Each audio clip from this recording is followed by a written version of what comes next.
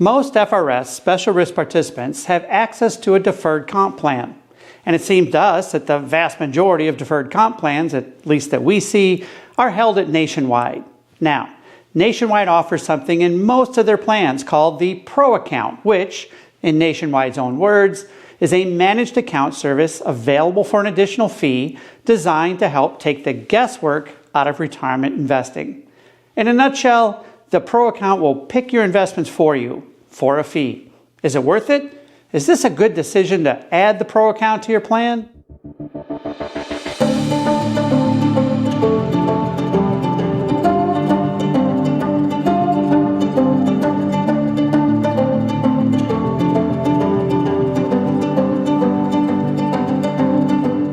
Like a lot of things, there are good things about the ProAccount, and then there are some things that, well, might make you feel like it's just not for you. Let's look at what's good about it first. Clearly, the strength in the program is in the idea that Nationwide and Wilshire Advisors, which is the advisory firm attached to the program according to Nationwide's website, that these folks probably know more about modern portfolio theory and how to capture global capital market returns than the average firefighter, police officer, and corrections officer. Just like you probably know a whole lot more about firefighting and public safety than they do.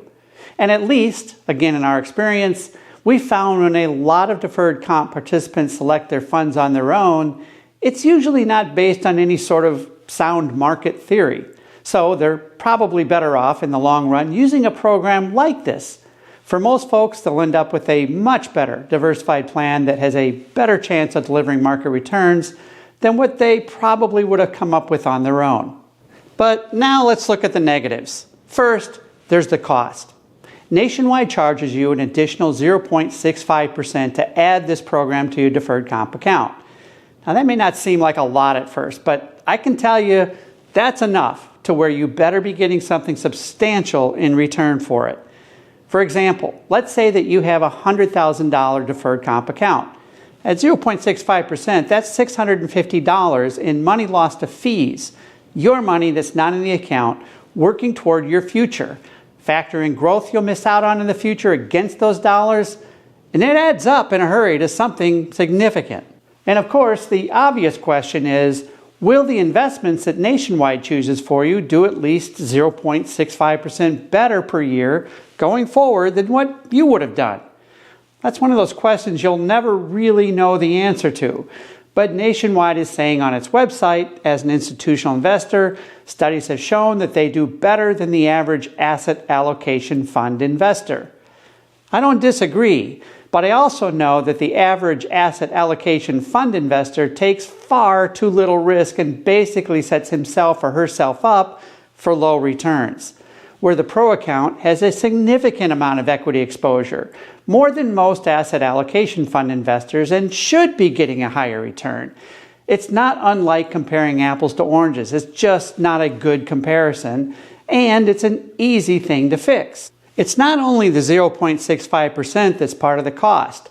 There's also an additional cost that you pay because Nationwide isn't necessarily using the lowest cost funds on the platform. Let me give you an example.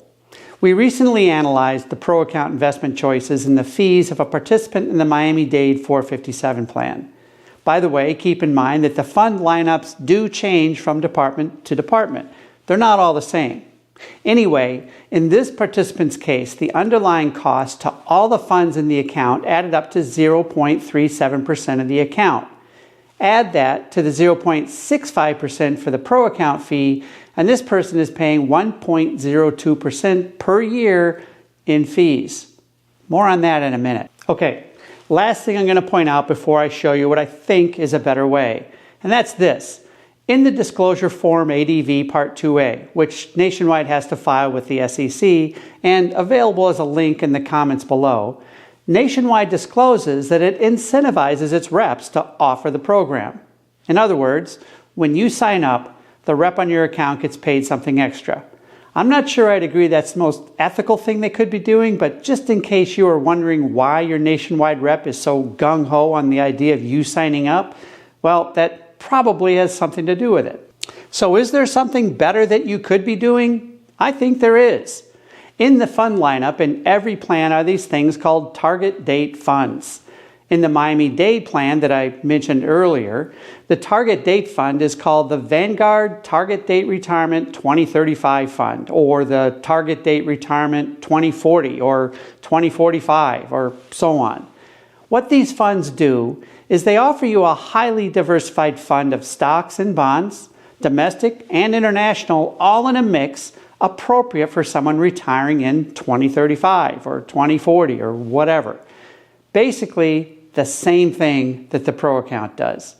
But get this, in the Miami-Dade plan, the target date fund costs only 0.08%. That's it. No 0.65% ProAccount fee and a mutual fund administrative fee on top of that. Bottom line is it's about 90% cheaper than the ProAccount and has the same objective, except that it leaves nearly 1% more, or actually 0.94% more, in your account to grow and compound. That makes a difference. I'd have a hard time believing that the ProAccount is going to do that much better than the comparable target date retirement fund, or any better for that matter. My opinion is that, like a lot of things that we're sold these days, it's mostly a lot of razzle-dazzle in a way that Nationwide can add fees to make their product more profitable for them. How much more profitable? In the Form ADV Part 2A, Nationwide discloses that as of the end of 2023, they had over $14 billion in ProAccounts. Do the math. At just 0.65%, that's over $91 million in ProAccount fees alone. I think that money's better off in your account than theirs. There's nothing to suggest that if you took the same level of risk in the target date fund as the ProAccount is taking, that the ProAccount would perform any better than the target date fund. In fact, the case can be made that the target date fund is more likely to outperform the ProAccount simply because it's paying less fees. It's really that simple. Be smart and avoid the ProAccount. You can do better.